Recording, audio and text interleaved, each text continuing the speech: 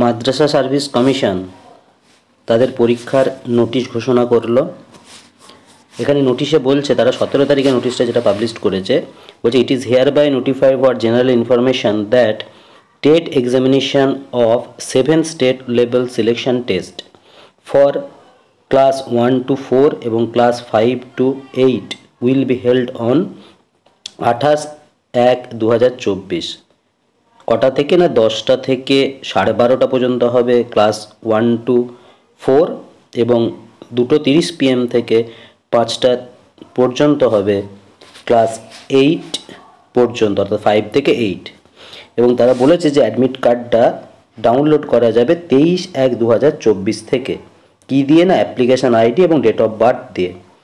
এবং তার সাথে আরও একটা কথা বলেছে যে ডিএলএড প্রার্থীরা যারা এখনও অবধি তাদের সেই কোয়ালিফিকেশানটাকে আপডেট করেনি, তাদেরকে সুযোগ দেওয়া হয়েছে 20/1/2024 তারিখের মধ্যে অনলাইন অ্যাপ্লিকেশন পোর্টাল ওপেন করবে।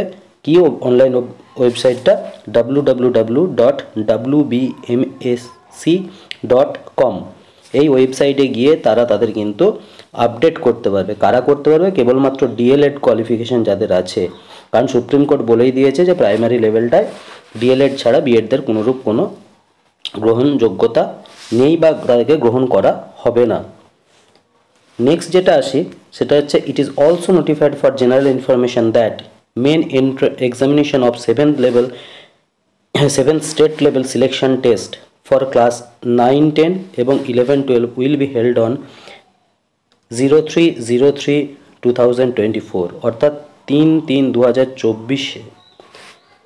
10:30 থেকে 12টা পর্যন্ত হবে 9-10 পরীক্ষা এবং 2:30 থেকে 4টে পর্যন্ত হবে 11-12 পরীক্ষা। এবং তাদের অ্যাডমিট কার্ড যথারীতি অ্যাভেলেবেল হয়ে যাবে এক্সামের আগে।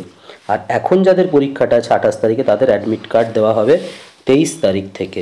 কি করতে হবে? অ্যাপ্লিকেশান আইডি এবং ডেট অফ বার্থ তাদেরকে সেখানে পুট করতে হবে।